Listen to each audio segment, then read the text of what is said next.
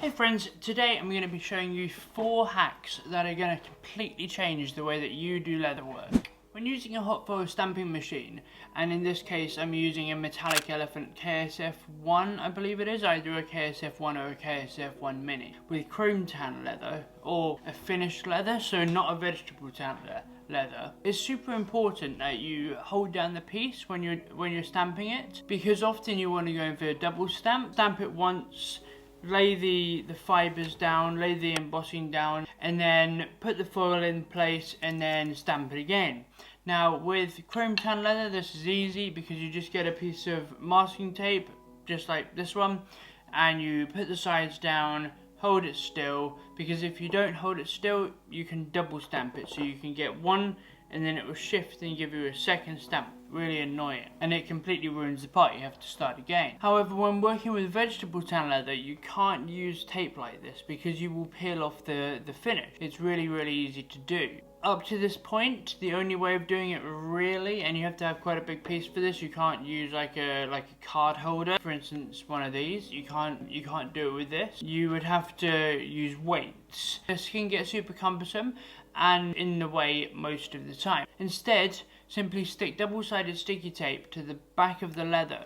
So instead of putting it on the front, which would obviously peel off the finish, it would ruin the piece, we're going to put the double-sided sticky tape on the back of it and then we're going to stick it to the metal surface. You can only really adjust this a couple times before you have to replace the double-sided tape, but if you get it right first time and you use a ruler and you measure it properly, this is the ideal way of doing it because it won't come off unless you actually physically peel it off when you're done.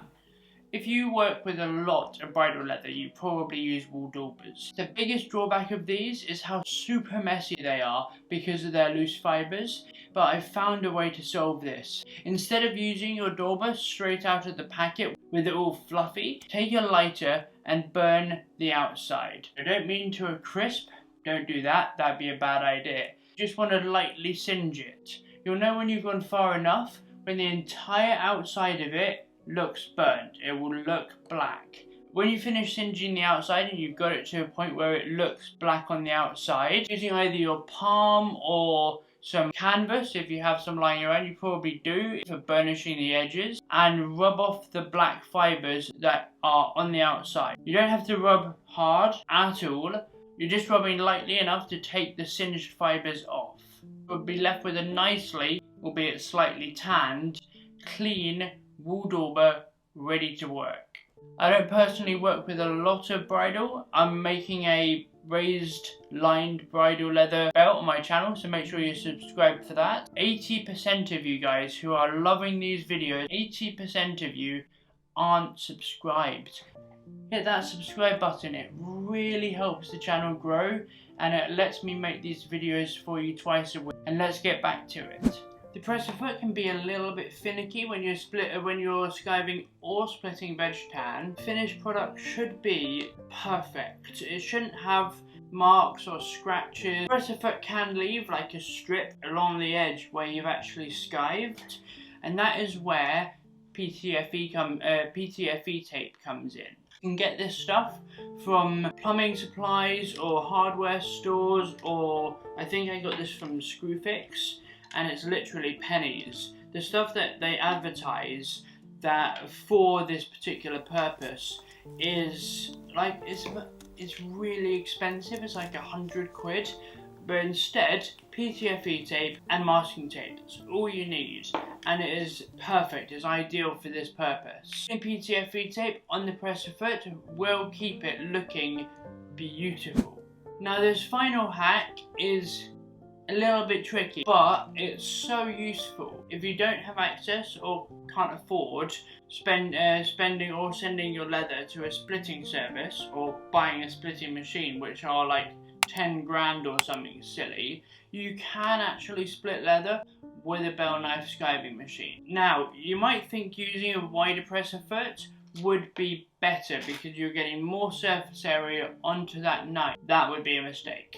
Use a narrower presser foot or a less long presser foot which in this case I'm using a 30mm one, 3cm, which I've put the PTFE tape on, which makes the whole thing smooth. The PTFE tape is plumbing tape. This stuff is used to seal threads, but it's a genius invention. Align it perfectly over the bell knife, so that it's perfectly parallel all the way over. A little bit difficult because obviously they're both curved. Spend a good amount of time getting it perfect and be patient. This can take some practice. Use a couple of spare pieces of leather to run through it, and then use your thickness gauge to make sure at every step all the way across the skived leather that it's the same thickness. Even 0.1mm will make a difference in this case. Instead of overlapping, when you're splitting one strip and then splitting another strip, you'd think, oh, I'm splitting the whole thing, I'm gonna overlap them. Don't do this. Give them about 1 centimeter between them, less width than the width of your presser foot. So in this case I'm giving it 1 centimeter between them roughly. You don't have to measure it exactly, but make sure there is a gap between them of unsplit leather.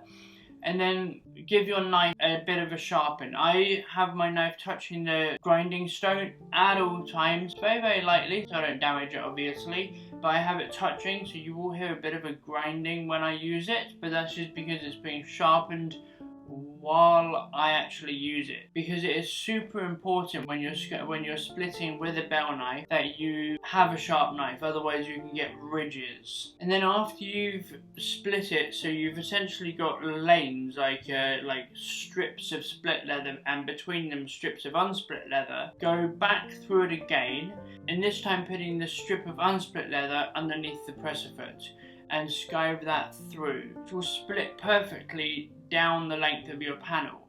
If you flip it over, it will look a bit uneven because you've got different strips going through. It's not one long knife.